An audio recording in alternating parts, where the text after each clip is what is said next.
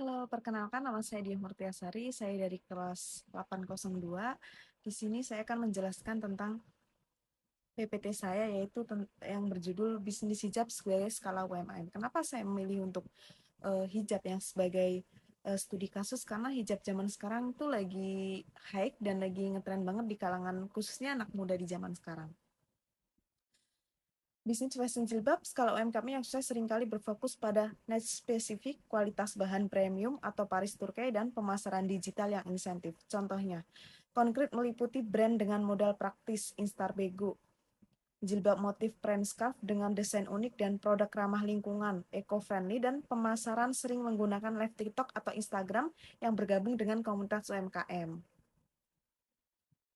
Dan latar belakang dalam pembuatan brand hijab yaitu dengan meningkatkan jumlah pengguna hijab pasar yang potensial. Pengguna hijab di Indonesia meningkat pesat dari sekitar 47% di tahun 2012 menjadi lonjakan signifikan di tahun-tahun berikutnya, menjadikan salah satu industri kecil dan menengah yang tumbuh pesat. Pergeseran hijab sebagai fashion lifestyle, hijab tidak lagi hanya dipandang sebagai simbol ketaatan agama, melainkan sudah menjadi bagian dari mode atau fashion terkini yang disukai oleh berbagai kalangan termasuk remaja. Kebutuhan hijab modif nyaman dan variatif. Adanya permintaan tinggi dan akan hijab yang tidak hanya menutupi aurat, tapi juga nyaman dipakai, adem dari segi kainnya, mudah dibentuk seperti rayon voile dan memiliki berbagai model serta motif. Peluang dan keuntungan bisnis atau margin tinggi. Bisnis hijab menawarkan keuntungan yang menjanjikan, apalagi bagi para pelaku usaha yang bisa menawarkan keunikan atau inovasi produk sesuai dengan tren zaman sekarang. Nah, dari segi segmentasi produk hijab melibatkan pembagian pasar produk demografi, usia pendapatan, geografis lokasi, psikografis gaya hidup nilai, dan perilaku kebutuhan fungsional untuk menargetkan audiens spesifik. Contohnya meliputi hijab syar'i, hijab fashion, hijab sporty, dan hijab anak-anak. Untuk targetin produk hijabnya berfokus pada muslimah, yaitu usia remaja sampai dewasa yang memang menggunakan hijab syar'i atau dengan model segmentasi yang berdasarkan gaya hidup sehari-hari. Misalnya lagi tren fashion yang motif polos atau untuk Virgo yang sekarang lagi tren untuk olahraga, serta preferensi harga ekonomis dan premium. Pemasaran dilakukan melalui via e-commerce, media sosial, menargetkan pengguna untuk mencari keamanan, kualitas, dan kemudahan dalam berbusana.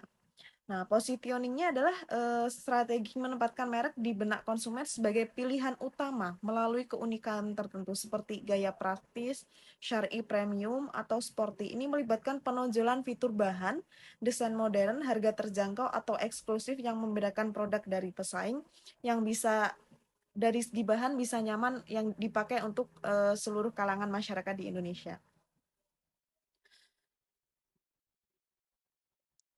Dari segi produk, strategi pemasaran hijab yang efektif melibatkan kombinasi pemasaran digital atau media sosial, TikTok, Instagram, kolaborasi influencer atau endorse atau inovasi produk berkelanjutan. Price-nya strategi banding paket hemat, misal 10.000 dapat 3 atau bisa dibanding dengan Ainer juga. Price-nya yaitu melalui jangkauan online, misalnya Shopee, Lazada, yang sekarang lagi hack itu TikTok Shop ya. Promosinya melalui efektif melibatkan kombinasi konten visual, video atau foto di media sosial atau dibikin video seestetik dan semenarik mungkin. Nah, strategi kreatif dalam pemasaran hijab yaitu pemasaran berbasis cerita atau story based marketing. Jangan hanya menjual tetapi ceritakan kisah di balik desain, inspirasi motif atau proses produksi, misalnya behind the scenes pembuatan hijab atau menciptakan loyalitas. Yang kedua, video pendek dan konten edukasi. Memanfaatkan TikTok, Reels, atau tutorial cara memakai hijab, mix and match busana, serta edukasi bahan lain. Live shopping atau interaksi real time. Lakukan live streaming di marketplace atau media sosial untuk menunjukkan tekstur, warna, dan kualitas kain secara langsung serta menjawab pertanyaan konsumen demi ketertarikan konsumen juga. Kolaborasi dengan micro-influencer, misalnya bekerja dengan micro-influencer yang memiliki engagement tinggi dan pengikut setia untuk promosi yang lebih otentik. Ya, contohnya endorse ya. Inovasi produk dan kemasan, ciptakan produk dengan fungsional baru, misal hijab olahraga, hijab intan, premium, atau kemasan estetik dan yang ramah lingkungan. Sekian presentasi dari saya, terima kasih.